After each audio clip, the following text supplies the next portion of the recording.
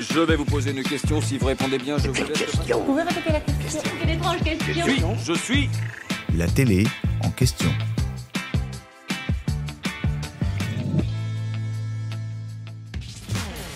Les L5, M. Pokora, Chimène Badi ou encore Cherif Allouna, tous ces artistes avaient été révélés au début des années 2000 grâce au télécrochet Popstar, diffusé sur M6 et sur D8. Après 11 ans d'absence, l'émission qui suit la formation d'un groupe et ses débuts dans le monde de la musique fait son grand retour sur Prime Video. Mathieu Vergne, le producteur du programme, explique: il y a une confiance dans les anciens formats qui peuvent revenir et fonctionner.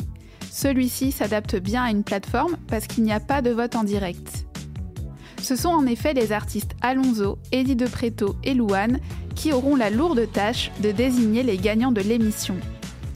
Mais cette version 2024 de Popstar comporte plusieurs différences avec les précédentes, notamment l'absence de générique.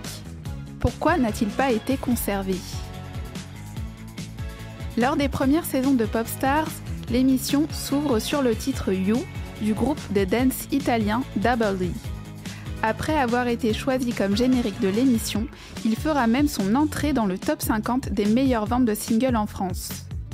Déception pour les nostalgiques, la chanson est complètement absente de cette nouvelle édition. Mathieu Vergne précise: le générique n'appartient pas au format Popstar. C'est M6 qui avait la charge de l'habillage et de la musique de ces émissions. Preuve en est, lors de son passage sur D8 en 2013, le générique avait été changé et le titre You abandonné. Quoi qu'il en soit, le producteur explique que de nombreux internautes découvriront le programme et qu'il n'était donc pas nécessaire de faire de clin d'œil aux précédentes saisons.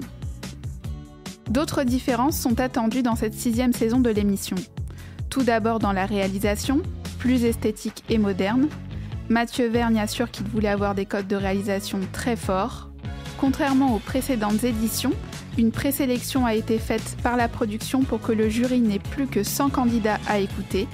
Il n'y a plus besoin d'aller en province pour faire un meilleur casting, parce que les artistes peuvent se montrer beaucoup plus facilement qu'à l'époque, où il n'y avait pas autant de canaux de diffusion, assure le producteur. Pour créer un groupe au style pop urbain, la production a misé sur 3 artistes connus du grand public, contrairement aux premières saisons, qui avaient en grande partie pour jurer des professionnels de l'ombre. Des changements qui devraient permettre de séduire la jeune génération, très présente sur les plateformes de streaming. J'espère que cet épisode vous a plu. Si c'est le cas, abonnez-vous sur votre plateforme d'écoute préférée pour retrouver de nouveaux épisodes chaque semaine.